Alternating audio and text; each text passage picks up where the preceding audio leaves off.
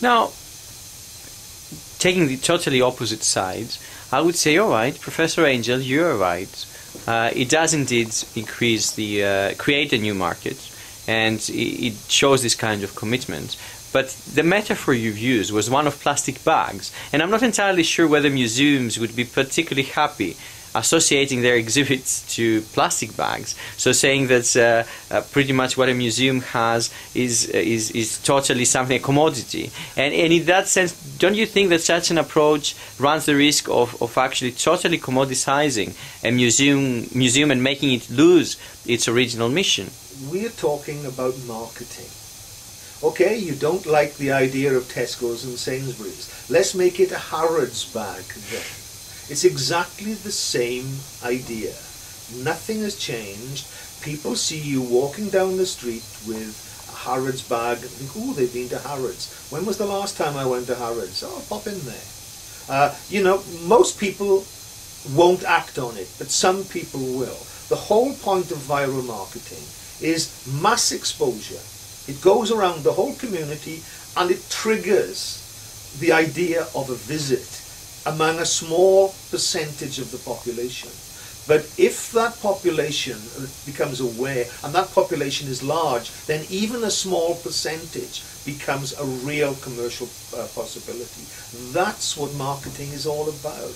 And here we are seeing a total misunderstanding of intellectual property. Instead of seeing it as a means of creating a market, it's seen as creating income. And the income comes in from secondary sources. You use the image itself purely as marketing and the money comes elsewhere. Now, the big problem with giving away images for free is that they could be used on things like bags, all sorts of other items like mugs and so on. However, if the quality, the resolution of the image is not that good, it's fine to appear on an internet screen, it's fine if you're giving a lecture, say, but it cannot be used to produce a large poster to go on the wall. Then the very exposure of that image to a population will mean that some people will like that image and they will come to the museum to buy prints of it and you make a profit.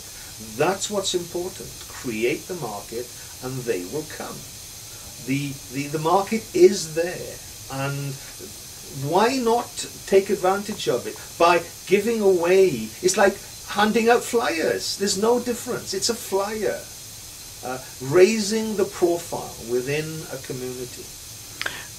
Moving from museums to the broader public sector, do you see an interest of the public sector in open content and public domain type of works?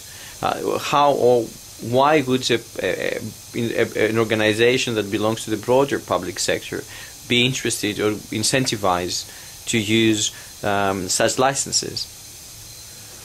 More and more people are using the internet.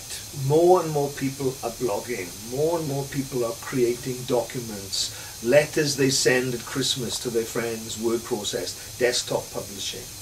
They want to make these look sexy. They want them to look attractive. And if they have the ability to include images that add to the attraction of what they're writing, then they'll do it. And by doing that, again, they're raising the profile. The relationship between the local community and the museum, or whoever owns the original artifact that is being shown on the internet. And the whole point of a public institution, such as a museum, is to have a relationship with the community. And if it's nothing but upfront, in your face, pay, you're not going to get that relationship. The subtle thing is to get payment from secondary sources. Visits, going to the local cafe, so that they actually get income from alternative means. Buying the poster that you've seen on the internet. Buying it through the internet. But if you have to pay to put a low-resolution image on your own blog, on your own website, on your own letter, you won't do it.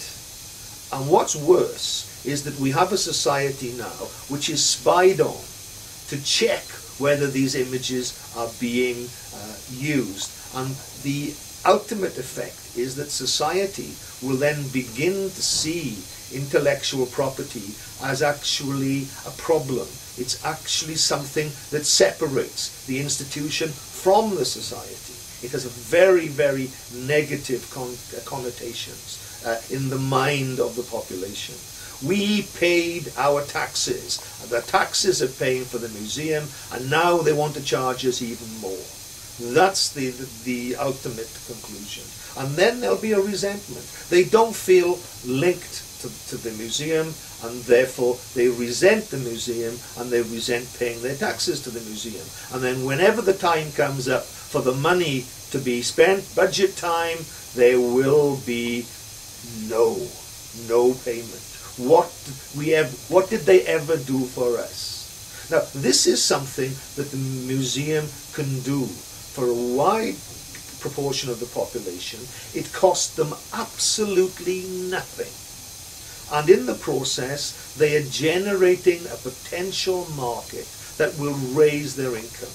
It makes commercial sense. This isn't a silly populist notion I'm talking about.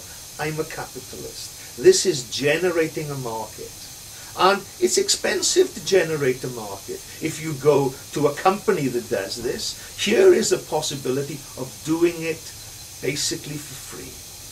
All you have to do is to put these images, low resolution, on the internet site of the museum and tell everybody they are welcome to download them and to use them on a certain range of documents, be it a blog, or be it a family letter, or be it a lecture to the Mothers' Union.